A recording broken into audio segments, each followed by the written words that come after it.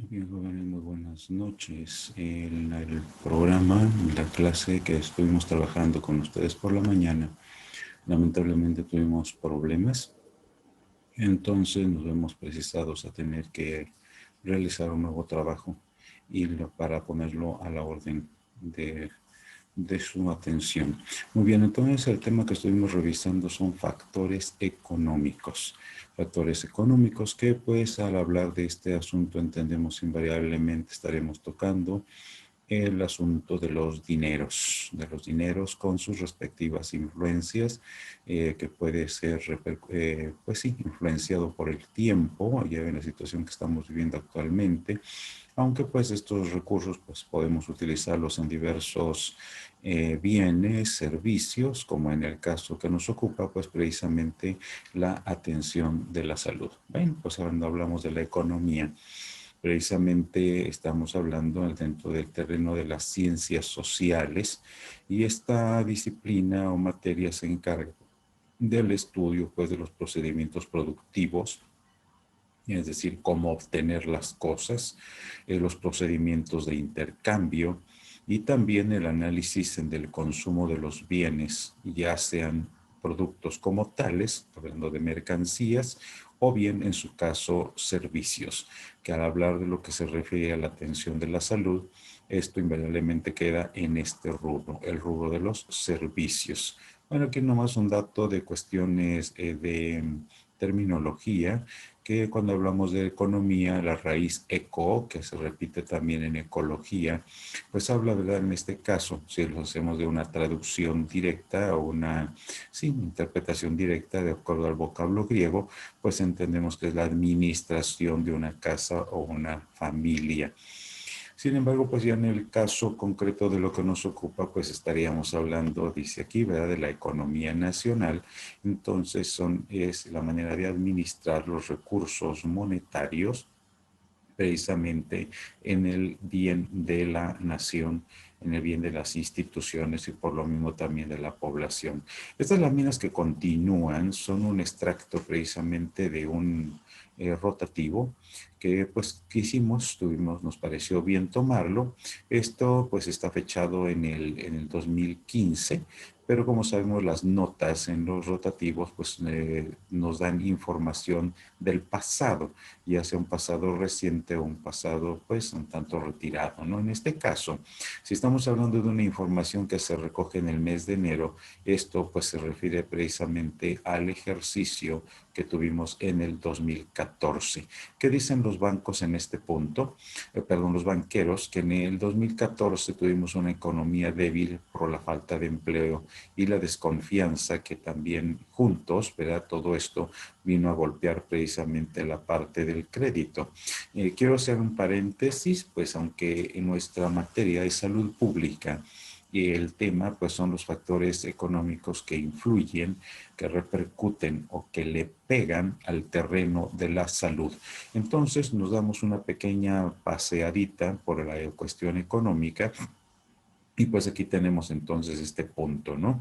Un pésimo comportamiento de la economía nacional en ese año, año 2014, que lamentablemente pues se reflejó, por ejemplo, aquí nos dice, en tasas de informalidad, la creación de empleos mal remunerados, la confianza en el consumidor que vio contraída y la reducción también de los ingresos, que obviamente también pues pega en lo que se refiere a la cuestión presupuestaria, ¿no? Caso concreto, este grupo financiero, que es uno de los fuertes en el país, pues nos hace mención acerca del robo de la banca propiamente y nos dice que en ese año, el 2014, la parte del crédito en el sector privado tuvo comportamientos un tanto mixtos, es decir, de pronto pues hay altas o hay bajas. Queremos sí mencionarlo, ustedes lo saben, en la cuestión del comportamiento monetario existe este particular, ¿no? Como sucede en toda la cuestión de comercio y de negocio, hay altas y bajas y finalmente se maneja un promedio, que es de lo que nos habla la lámina anterior, que se refiere acerca de este asunto de la economía débil. Es decir, no hay una economía un tanto fuerte como quisiéramos tenerla. Bien, esto entonces También se plantean estas preguntas, ¿verdad?, sobre la tendencia hacia la privatización de las economías de mercado o el sistema de globalización de mercado económico. Bueno, ¿qué es lo que está sucediendo? Encontramos nosotros entonces este punto en particular, acompañados del acceso más equitativo a los beneficios del desarrollo, ya que las inequidades tienen consecuencias graves para la salud. Es fácilmente entendible. Se procura que habiendo recursos, estos recursos, pues la cuestión de economía hacia allá lo orienta, que puedan ser de distribución o de acceso de una manera igual, eso se refiere a equitativo, para que toda la población tenga la oportunidad del acceso a los servicios de salud. Lamentablemente sabemos que la realidad pues no lo dibuja de esta manera, y no solo dibuja, sino que la realidad es muy cruda en este sentido, y obviamente entonces esa inequidad pues nos pega en la cuestión de la salud. Ya lo mencionábamos en una de las primeras clases, que México tiene precisamente un escenario de salud un tanto peculiar, porque al mismo tiempo que todavía enfrentamos problemas de salud muy propios de países en vías de desarrollo, también enfrentamos problemas de países en desarrollo y también de países desarrollados. Es decir, así como encontramos problemas de desnutrición en sus dos variantes, por exceso o por carencia, tenemos problemas de enfermedades crónicas y también problemas de otro tipo, como es el caso del cáncer. Y bien, situaciones que se dan. Aquí tenemos un documento extraído precisamente de información en otro terreno, hablando terrenos geográficos. Esto corresponde a la República del Perú. Y aquí se nos hace mención precisamente de que también ellos enfrentan una situación similar. Y dice acá, ¿verdad?, los límites de los gastos durante el año fiscal por cada una de las entidades del sector público y los ingresos que lo financian acorde a la disponibilidad de los fondos públicos a fin de mantener un equilibrio fiscal. Es lo que se procura. Sin embargo, ¿qué estamos encontrando? Aquí está esta marca, ¿verdad?, este grupo de investigación nos dice: el argumento de base de la comisión no era nuevo, pero al poner números a la idea de que la mala salud de los pobres costaba a la economía mundial ingentes cantidades de dinero, esta firma, la Comisión de Macroeconomía y Salud, captó la atención de los responsables de la formulación de políticas, es decir, establecer algún mecanismo para que esta situación de que la atención de salud de los pobres se lleva mucho dinero, y aquí hay que hacerlo y mencionarlo de una manera clara. Hemos ya trabajado sobre la historia natural de la enfermedad, donde vimos los 3 niveles de prevención. En cada uno de ellos siempre va a haber gastos, jóvenes, siempre va a haber gastos. La atención de la salud no es barata, siempre hay gastos. Pero no es lo mismo prevenir que curar o rehabilitar. ¿Y por qué lo mencionamos así? Porque cuando hablamos de una vacuna, por ejemplo, y quitémonos de la cabeza el caso de la vacuna contra el COVID-19, que pues todavía está dando mucho que hablar, hablemos de aquellas que ya tenemos comprobadas. Pensemos en la BCG, que es para la tuberculosis, ¿verdad? Estamos previniendo. Entonces, ¿a quién le aplicamos la vacuna? A una persona sana. ¿Con qué fin? De que no se enferme. ¿Cuesta la vacuna? Claro que cuesta.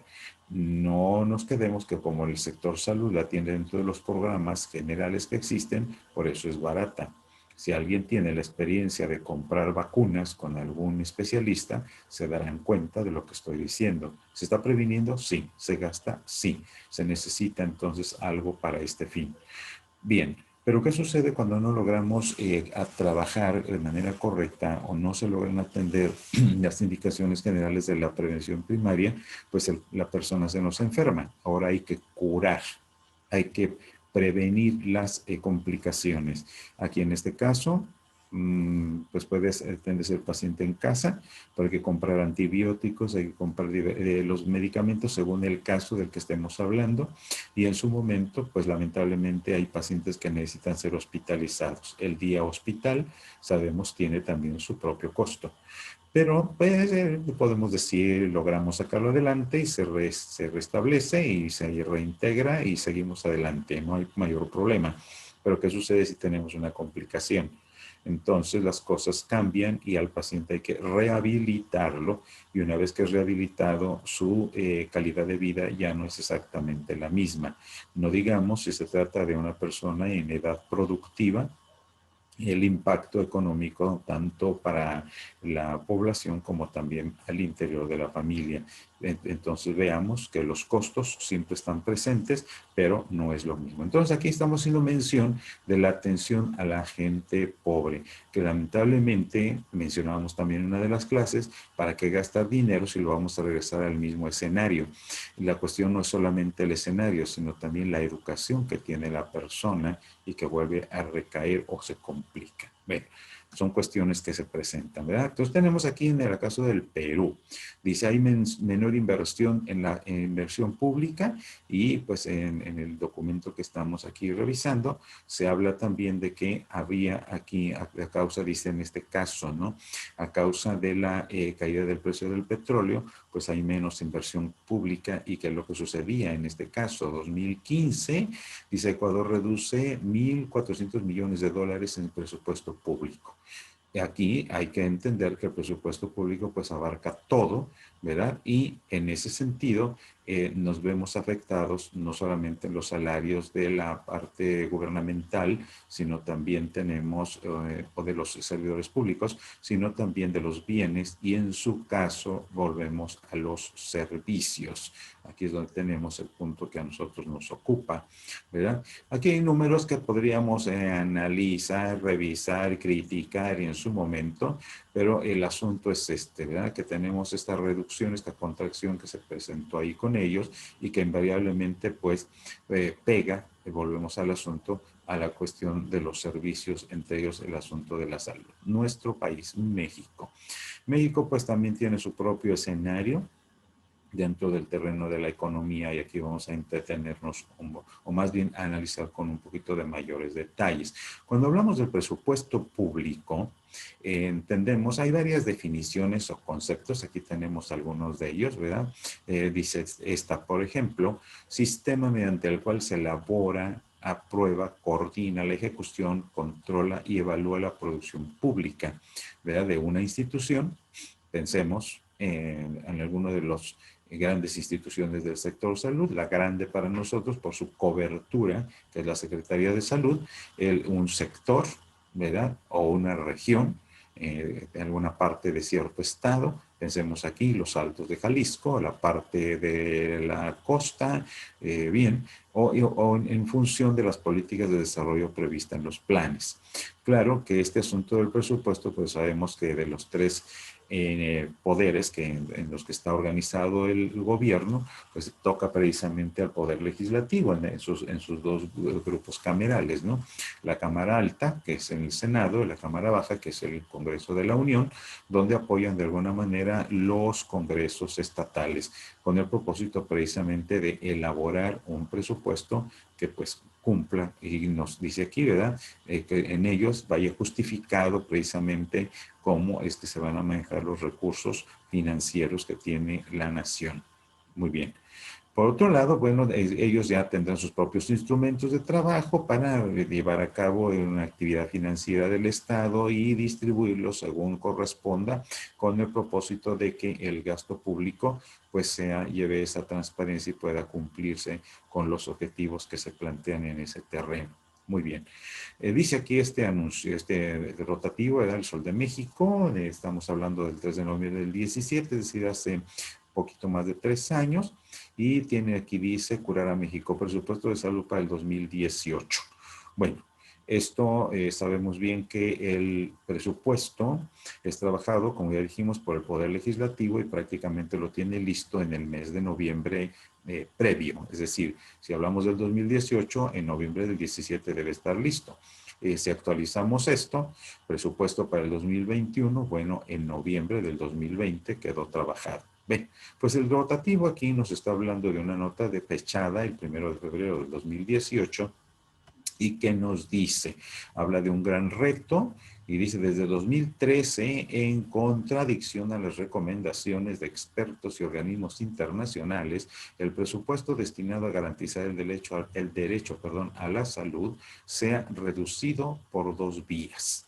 Mediante recortes al presupuesto, ¿verdad? Aquí está el presupuesto de egresos de la Federación, a través de las decisiones discrecionales de Lolita, la Secretaría de Hacienda y Crédito Público, y al día de hoy ya es de nuestro conocimiento que el proyecto de presupuesto de egresos de la Federación 2018 contempla una reducción en términos reales del 4.5% al presupuesto para la salud. Notemos, si bien es cierto que de acuerdo a los datos del INEGI y también pues dentro de eso mismo toda la cuestión demográfica nos indica que año con año nuestra población se incrementa, que es lo propio, que este presupuesto se conserve según el ejercicio anterior, pero jamás estaríamos pensando en reducir, ¿verdad? Es decir, podremos con una hogaza de pan darle comer a 5, está complicado. Y si con esa hogaza queremos darle a 8, pues peor tantito. Esta situación contradictoria, lo estamos leyendo en esta parte, ¿verdad? Lamentablemente se ha dado en nuestra nación. Total, aquí estamos hablando del 2018, ¿verdad? México entonces en el mundo dice ocupamos el último lugar según la OCDE en cuanto al gasto de salud como porcentaje del Producto Interno Bruto. Veamos este comparativo. Japón, Alemania y Suecia. Bueno, aquí tenemos uno de los grandes dragones del Asia, ¿verdad? Y tenemos Alemania y Suecia, naciones bien ubicadas a nivel económico dentro de lo que es la Europa. ¿Y qué sucede con estas tres naciones en común? Ellos invierten el 9% de su Producto Interno Bruto al gasto público en salud. Notemos, 9%. México destina solamente el 2.7%. Esto estamos hablando de lo que ocurrió en el 2017. Y un dato interesante, el gasto promedio de los países que integran a esta organización es del 6.6% total. Si lo vemos de acuerdo a la media, pues estamos casi más de 3 puntos abajo, ¿no? Y si lo hablamos conforme a estas naciones, no, pues estamos lejos. Lejos, muy lejos. Pero en fin, son datos crudos. Cuando se habla de números, muchachos, ustedes saben que los números no saben de misericordia, esos son fríos. Y aquí tenemos esta cruda realidad. Entonces, el gasto del bolsillo en México, que es la proporción del gasto que las familias discretamente desembolsan para este servicio, es decir, la cuestión de la salud, es de alrededor del 45% del gasto total en salud.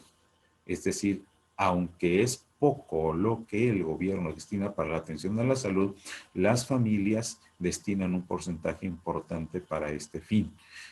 Obvio, esto se entiende primordialmente en aquellas familias que pues no tienen el acceso a lo que se llama, ¿verdad?, los servicios de salud. En este caso entendamos las grandes instituciones, que es el Seguro Social, el ISSSTE, Sedena o el Petróleos Mexicanos, ¿no? Ahorita pues ya no podemos hablar del Seguro Popular, se hablaría del INSABI, que bueno, está dando mucho que hablar todavía sobre este particular. Bueno, pues los ingresos públicos sabemos bien que se obtienen precisamente, son derechos, dice acá, ¿verdad? Son los recursos que obtiene el sector público por concepto de los impuestos. A través de ellos, pues se va llevando a cabo la obtención precisamente y la recaudación de todo lo que viene a ser el erario, precisamente para la población. ¿Cómo es que se maneja? Tenemos una clasificación administrativa que es de quién gasta los recursos. Estamos hablando de las dependencias y sus diversas ramas. ¿Cómo la clasificación económica? Es decir, ¿en qué se gastan estos recursos? La naturaleza pública, ¿verdad? La naturaleza económica del gasto público, que pues se habla del gasto corriente, donde están los sueldos de los funcionarios, adquisición de materiales, suministros, etcétera, etcétera, y también la inversión que en un momento dado se realiza. Todos sabemos que pues de pronto hay que construir algún edificio, mejorar las instalaciones, qué sé yo. por ahí es donde se va. Y la clasificación funcional, pues también, porque no todo queda en el mismo terreno. Estamos hablando aquí de los programas, ya que tocamos la cuestión de la salud. Puede ser el programa, por ejemplo, del niño sano, programa de la atención a la madre gestante, los proyectos que se pueden tener en un momento dado, ayudar a que la población perdón, más necesitada pueda tener más acceso a estos servicios. En fin, por ahí es por donde se va esto. Tenemos algo más. Resulta que si hablamos nosotros en la cuestión del salario mínimo, porque esto es algo importante que hay que tomar muy en cuenta, ¿verdad? Un grueso número de nuestra población se maneja en base al salario mínimo y tenemos esta nota del Financiero donde nos dice el nuevo salario mínimo de 141 pesos entra en vigor a partir de este viernes. Estamos hablando, ¿verdad?, de que inicia y bueno, total. El salario mínimo para el 2020, aquí tenemos, ¿verdad?, lo que era hace un año, dice para la zona de la frontera 185,56 y el resto del país 123,22. Y para ahora el 2021, dice, ¿verdad?, para la zona libre de la frontera 213, o sea, hay una diferencia aparentemente importante y tenemos de 123 sube a 141,70 para el resto de la nación. Bueno, esto es lo que sucede, el rotativo está fechado el 29 de enero, es decir, hace ¿qué diremos? 2 días, o sea, el día de ayer, ¿no? Bien, entonces tenemos aquí la CONSAMI, que es la Comisión Nacional de los Salarios Mínimos, refiere que hay el incremento del salario de un 15%. Bueno, pues se oye bonito, ¿no? Se oye bonito y pues aquí estamos, la nota sale fechada el 16 de diciembre del 2020, donde se anuncia esto que estábamos comentando. Bueno, está muy bien que se haya un aumento, pero notemos bien este punto. Dice, ¿verdad? Se integran 2 profesiones a la lista de salarios mínimos profesionales, que son los trabajadoras en el hogar, a las que se les da un incremento del 25%. Todos conocemos a estas personas, ¿verdad?, que son las que pues llegan por ahí, como decimos en el lenguaje ordinario, se alquilan para ayudar en las casas, que hacer el aseo, lavar la ropa, limpiar el hogar, pues quién sabe cuánto estarían ganando, ¿verdad? Pues para ellas hay un 25%, diríamos, está bueno esto. Sí, pero también se agregan los jornaleros agrícolas, es decir, las personas dedicadas a los trabajos del campo, para ellos un 30%.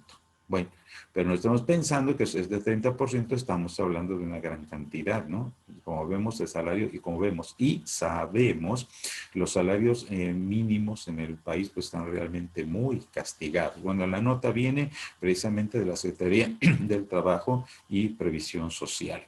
Bien, pero tenemos también que considerar algo más. ¿Qué sucede? El Sol de México, en su sección de finanzas del miércoles 6 de enero de este año, nos dice, los alimentos de la canasta básica subieron hasta 40 pesos. El precio de los productos más comprados creció hasta 53% entre enero 2019 y noviembre 2020. Regresemos. ¿Cuánto dijimos que habían aumentado los salarios? 15%, en este caso 25% y acá 30%.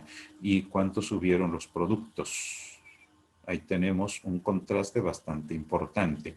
Quizás haya el cuestionamiento o la pregunta, ¿y a qué tiene que ver esto? Bien, aumentemos un poquito más de información.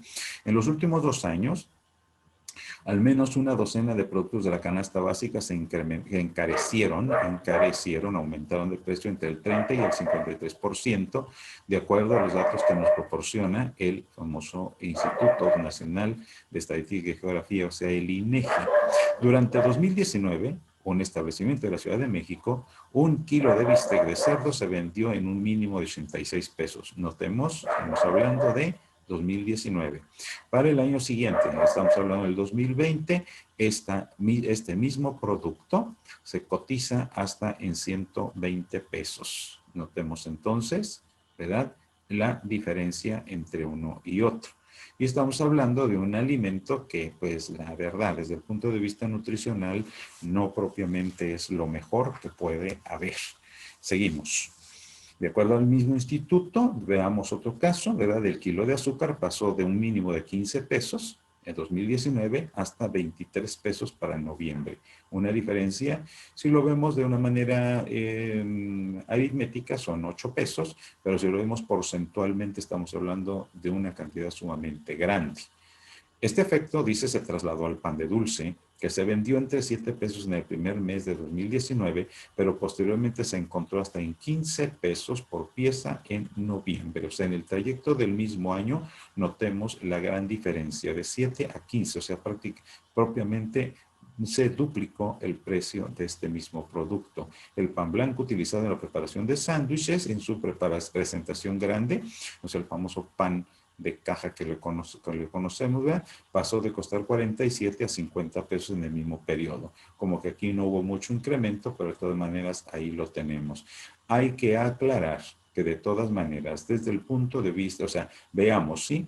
Estos son productos muy consumidos en nuestra patria. El azúcar, el pan de dulce y el pan blanco. Ninguno de los tres productos, a pesar de que son muy consumidos, no obstante el incremento de precio que tienen, de todas maneras, desde el punto de vista nutricional, aquí le pondríamos un tache.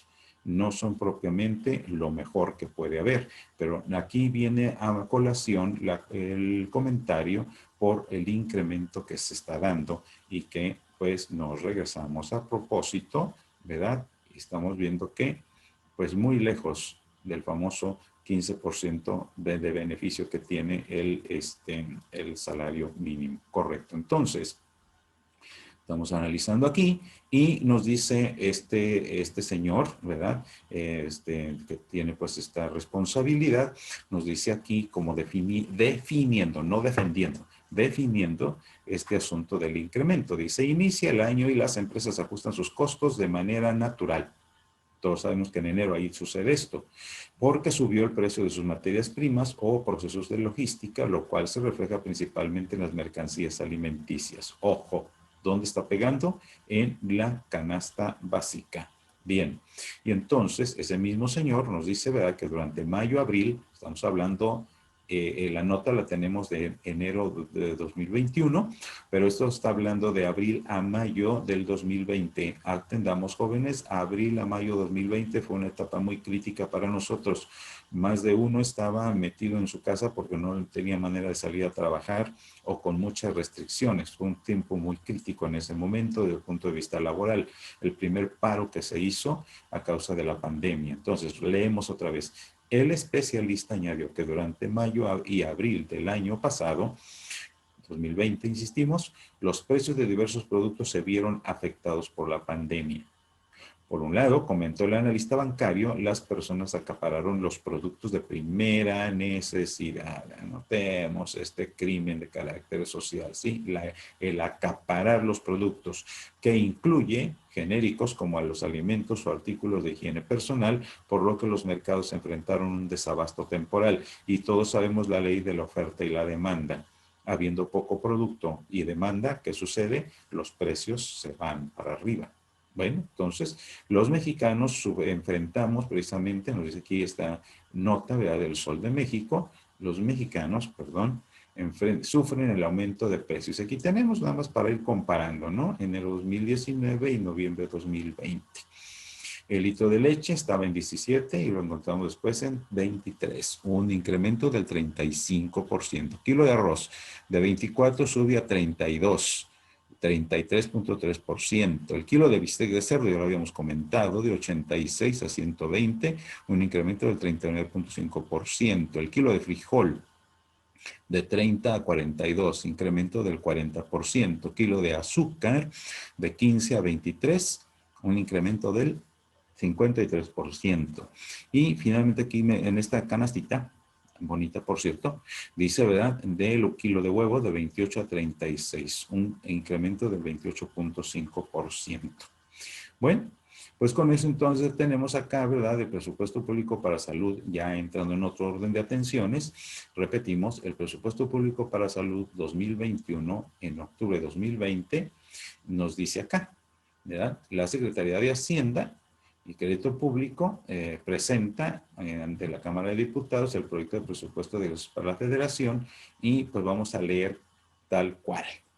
Conforme al principio rector del Plan Nacional de Desarrollo 2019-2024, no dejar a nadie atrás, no dejar a nadie afuera.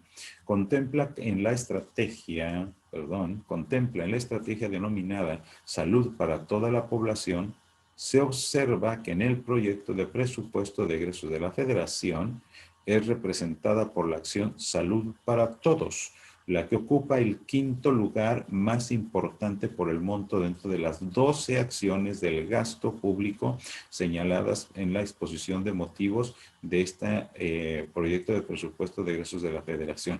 Ojalá que logremos ubicarnos, ¿no? Hay 12 acciones importantes que está considerando el gobierno federal y este punto está ocupando el quinto lugar. Estamos hablando de lo que es salud para todos. Veamos qué más tenemos. El gasto total del sector público se divide programable. Bueno, estas son cuestiones ya más finas de economía, ¿verdad? Pero de todas maneras acá veamos, dice el gasto no programable se integra por el costo financiero de la deuda pública, las participaciones en entidades federativas, municipios que prevé la ley de coordinación fiscal, el pago de adeudos y ejercicios fiscales anteriores. Bueno, todo esto es lo que interviene en este asunto del gasto del sector público. Y bien, esta parte de la nota sí es importante para nosotros. Veamos.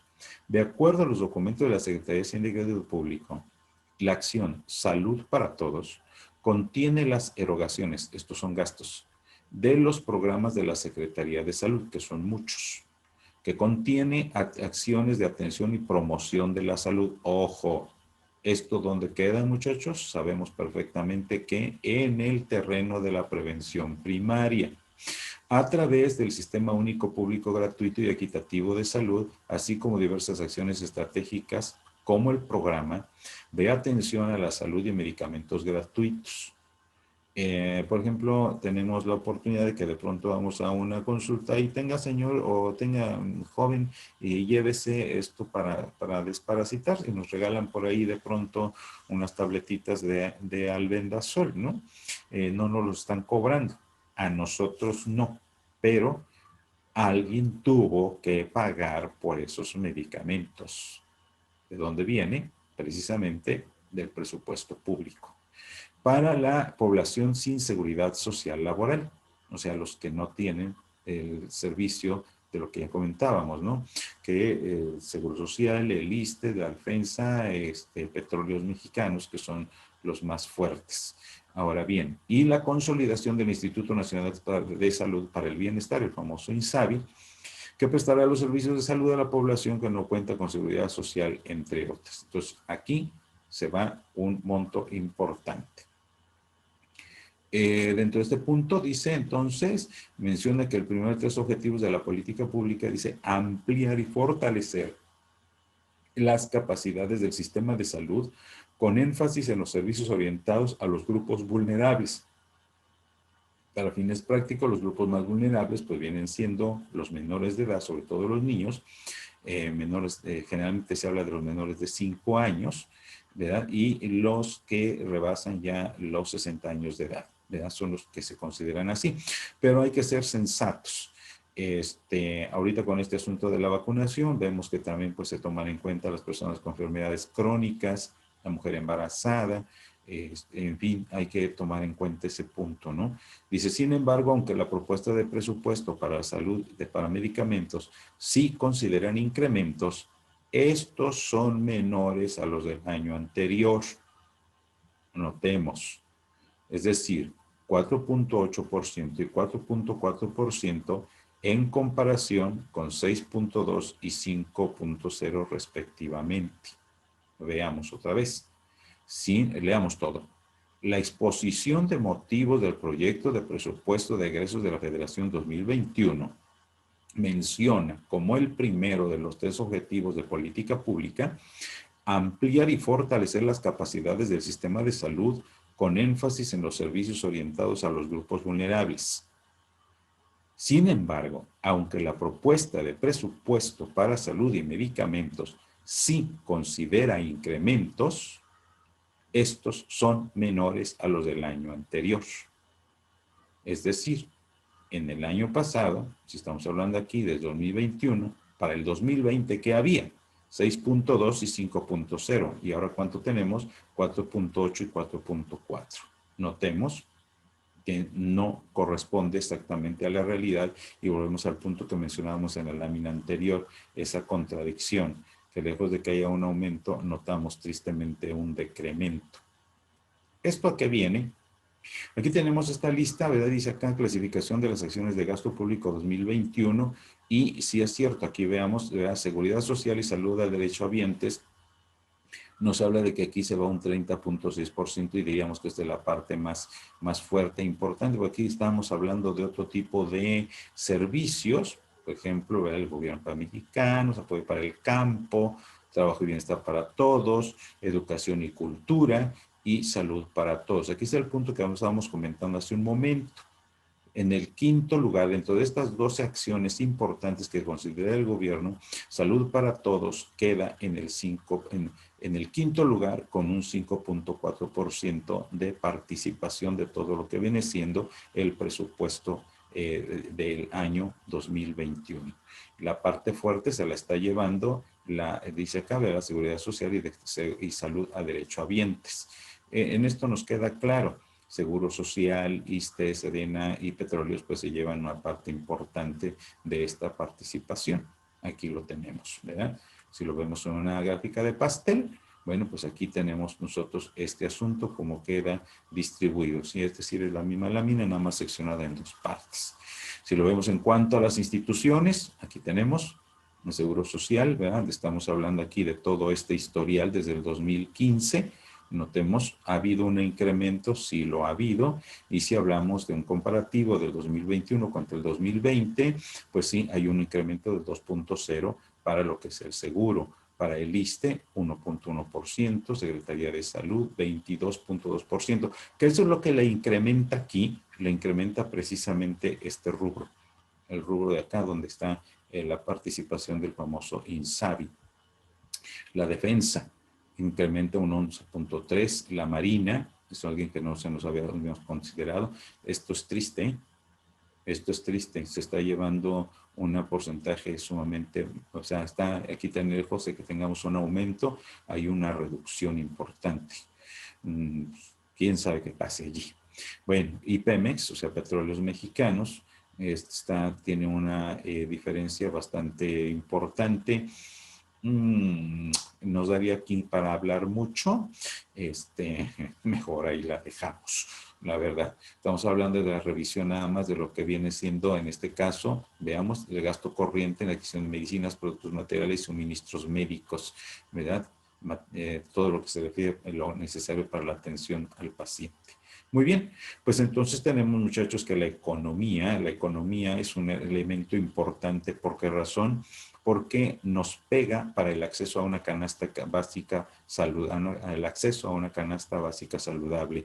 Es decir, no la canasta donde vamos a tener cualquier cosa, sino lo necesario y que realmente sea útil para la salud, ¿verdad?